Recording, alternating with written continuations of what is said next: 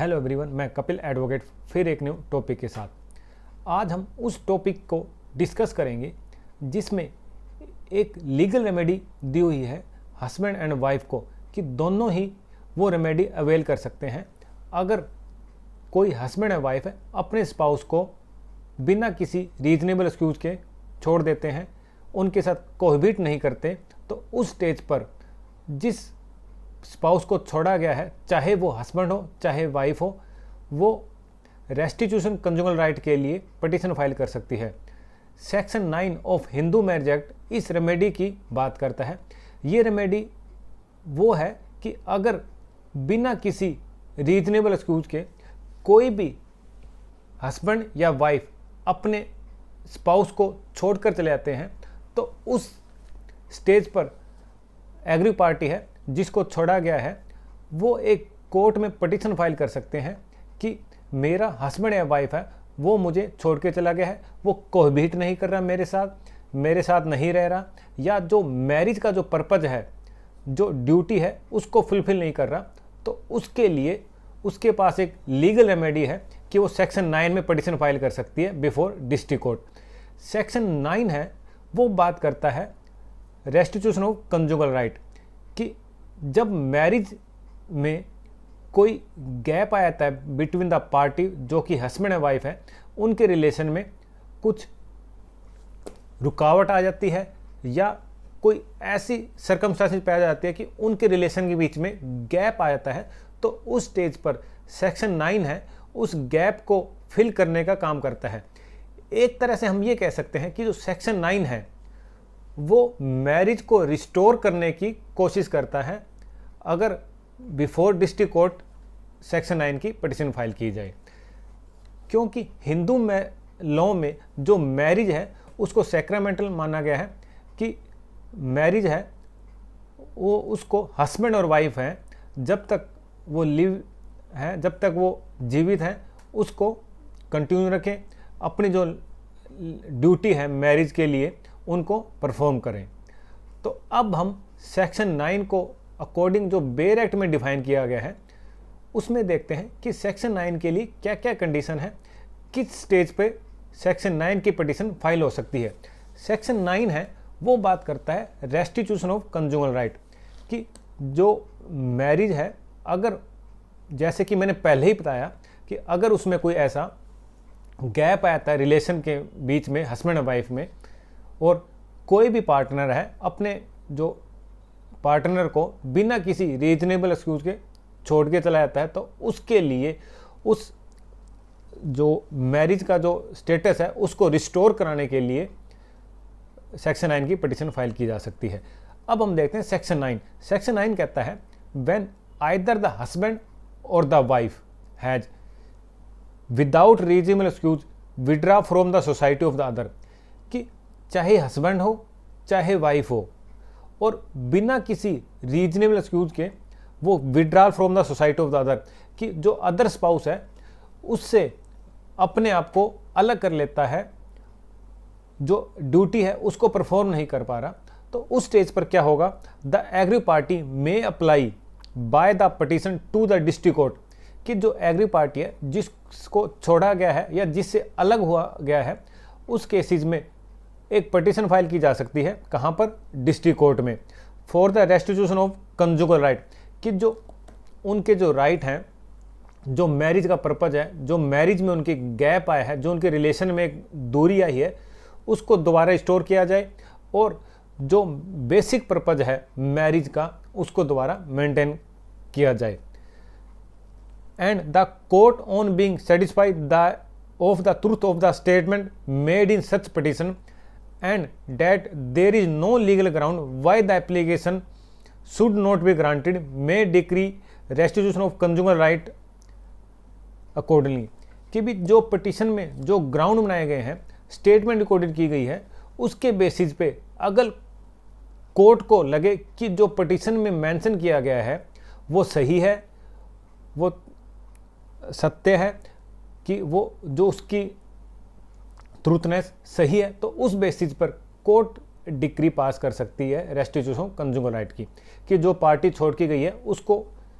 के लिए उसके अगेंस्ट रेस्टिट्यूशन कंज्यूमर राइट की डिक्री पास कर सकती है कि भी ये ऑर्डर कर सकती है कि भी आपको रहना होगा, क्योंकि आपके पास ऐसा कोई एक्सक्यूज नहीं है जिससे कि कोर्ट सेटिस्फाई हो कि एक आपके अलग होने के पीछे कोई रीजनेबल कारण है। इसी तरह जो सेक्शन 9 का जो एक्सप्लेनेशन है वो ये कहता है कि जो रीजनेबल एक्सक्यूज का है उसका बर्डन ऑफ प्रूफ किसके ऊपर होगा, कि कौन प्रूफ करेगा कि रीजनेबल एक्सक्यूज क्या है, किस लिए वो छोड़ के गए हैं, चाहे हस्बैंड हो चाहे वाइफ हो। तो एक्सप्लेनेशन कहती है कि जो पार्टी, जो हस्बैंड या वाइफ दोनों में से जो छोड़ के गया है उसके ऊपर बर्डन ऑफ प्रूफ होगा कि वो प्रूफ करे कि इस कारण मैं छोड़ के गया हूँ, ये रीजनेबल ग्राउंड है। फॉर एग्जाम्पल, अगर हस्बैंड सेक्शन 9 की पिटीशन फाइल करता है तो वाइफ के ऊपर बर्डन ऑफ प्रूफ होगा कि वो प्रूफ करे कि जो रीजनेबल ग्राउंड है उनके बेसिस पर उसने अपने हस्बैंड की कंपनी छोड़ी है, अपने हस्बैंड से दूर रहने लगी है। फॉर एग्जांपल, वाइफ यहाँ पर ये प्ली ले सकती है कि मेरे जो हस्बैंड है वो मेरे साथ क्रूरल्टी करते हैं, मारपीट करते हैं, या डोरी की डिमांड करते हैं, या वो जो ड्यूटी है उसको नेगलेक्ट कर रहे हैं। फॉर एग्जांपल, वो चाइल्ड जो उनके बच्चे हैं उनको मेंटेन नहीं कर पा रहा, उसको मेंटेन नहीं कर पा रहा, या कोई ऐसा एलिगेशन वाइफ के अगेंस्ट फाल्सली लगाया जा रहा है। फॉर एग्जांपल, अडल्ट्री का कोई फाल्सली एलिगेशन लगा दिया अगेंस्ट वाइफ, या हस्बैंड इम्पोर्टेंट है तो उसके बेसिस पर रीजनेबल ग्राउंड ले सकती है वाइफ कि ये रीजनेबल एक्सक्यूज है, इसलिए मैं अपने हस्बैंड से अलग रहूं। इसी तरह अगर वाइफ सेक्शन 9 की पिटीशन फाइल करती है तो हस्बैंड के पास, हस्बैंड को प्रूफ करना होगा कि ये रीजनेबल एक्सक्यूज है। फॉर एग्जांपल, जैसे इम्पोर्टेंसी, या कोई ऐसे फॉल्स एलिगेशन लगा रही है कि वाइफ कह रही है कि मेरे साथ क्रूरल्टी करते हैं, तो ये बेसिकली प्रूफ करने हो गए हस्बैंड को कि ये रीजनेबल ग्राउंड है, इसलिए मैं अपनी वाइफ से अलग रह रहा हूँ। अब एक हम ये भी कहेंगे कि क्या अगर वाइफ जॉब में है तो क्या उसको रीजनेबल ग्राउंड माना जाएगा अलग रहने के लिए? तो ऑनरेबल सुप्रीम कोर्ट ने कई जजमेंटों में ये डिफाइन किया कि अगर वाइफ अलग रह रही है, जॉब अलग जगह है, जहाँ पर हस्बैंड रह रहा है उससे अलग जगह पर है, लेकिन वाइफ जब भी वीकेंड होता है अपने बच्चों से, अपने हस्बैंड से मिलने आ रही है और प्रॉपर अपने हस्बैंड के साथ कोहबिट कर रही है, तो हम ये नहीं कह सकते कि भी वो अपने हस्बैंड की जो सोसाइटी है उसको छोड़ के गई है। लेकिन अगर वाइफ वीकेंड पे नहीं आ रही, जब भी हॉलीडेज है, अपने बच्चों से या अपने हस्बैंड से मिलने नहीं आ रही, कोहबिट नहीं कर पा रही, कोऑपरेट नहीं कर पा रही, तो उस स्टेज पर हम ये कह सकते हैं कि वाइफ के पास कोई रीजनेबल एक्सक्यूज नहीं है, वो सिर्फ अलग रहने के लिए अलग जगह जॉब कर रही है। अगर वो मिलने आती है वीकेंड पे तो हम ये कह सकते हैं कि उसने अपने हस्बैंड की जो सोसाइटी है उसको विड्रा नहीं किया है। यहाँ पर हम ये कह सकते हैं कि एनिमस डिजर्शन वर्ड है कि अगर उसकी इंटेंशन ही यही है कि अपने हस्बैंड या बच्चों के साथ कोहबिट नहीं करना, उनके साथ नहीं रहना, तो उसकी इंटेंशन ही यही है कि डिजर्शन करना, कि भी अपने हस्बैंड से अलग रहना चाहती है, तो उस केसेस पे जॉब को हम रीजनेबल ग्राउंड नहीं मानेंगे अगर उसकी इंटेंशन ही वाइफ की ये है कि भी उसने अलग रहना है। जो कि एक केस ला मैं आपसे डिस्कस करता हूँ, Geeta Jagdish Mangtani versus Jagdish Mangtani, honourable Supreme Court की 2005 की जजमेंट है। इसमें ऑनरेबल सुप्रीम कोर्ट ने कहा कि अगर वाइफ की एनिमस डिजर्शन प्रूफ हो जाती है कि उसकी इंटेंशन ही डिजर्शन के लिए है कि वो अलग रह रही है, और चाहे वो जॉब कर रही है, लेकिन अगर वो वीकेंड पे या हॉलीडेज पे या बीच बीच में अगर अपने हस्बैंड से नहीं मिल रही, या हस्बैंड आता है उससे मिलने तो उससे नहीं मिल रही, तो उस स्टेज पर उसके लिए हम ये नहीं कह सकते कि उसके पास रीजनेबल एक्सक्यूज है। यहाँ पर उसकी इंटेंशन ये हो रही है कि भी वो अपनी हस्बैंड से अलग रहना चाहती है, तो उस बेसिस पे सेक्शन 9 की डिक्री पास की जा सकती है इन फेवर ऑफ हस्बैंड। क्या सेक्शन 9 की जो डिक्री है उसको इन्फोर्स कराया जा सकता है अगर पटिशनर के फेवर में पास हो जाए। तो ऑर्डर 21 रूल 32 ऑफ सीपीसी में ये डिफाइन किया गया है कि जब सेक्शन 9 की डिक्री पास की जाएगी तो उसको सीपीसी में इन्फोर्स कराया जा सकता है अंडर ऑर्डर 21 रूल 32। अगर एग्जीक्यूशन फाइल करने के बाद में भी अगर रिस्पोंडेंट कोऑपरेट नहीं कर रही, फिर भी नहीं रह रहा या रह रही और कोहिबिट नहीं कर पा रही, तो उसके बाद में क्या रिलीफ है पटिशनर के पास जिसने सेक्शन 9 के लिए जो डिक्री पास हुई थी उसके अगेंस्ट एग्जीक्यूशन फाइल की। तो उसमें जो सेक्शन 13(1)(a) में जो क्लॉज 1 है ऑफ हिंदू मैरिज एक्ट में, उसमें डिवोर्स की पटिशन फाइल हो सकती है अगर 1 साल तक दोनों हस्बैंड और वाइफ इकट्ठे नहीं हो पाए। सेक्शन 9 की डिक्री पास होने के बाद में एग्जीक्यूशन होने के पास भी अगर रिस्पोंडेंट 1 साल से भी अलग रह रहे हैं और एग्जीक्यूशन फाइल होने के बाद में भी अगर अपने स्पाउस के साथ कोहिबिट नहीं कर पा रहे, तो उसके बाद में सेक्शन 13 की फॉर डिवोर्स की पटिशन फाइल हो सकती है। अब एक ऑनरेबल सुप्रीम कोर्ट के पास एक पटिशन फाइल की गई जो कि सेक्शन 9 की जो कॉन्स्टिट्यूशनल वैलिडिटी है उसको चैलेंज किया गया कि सेक्शन 9 वो है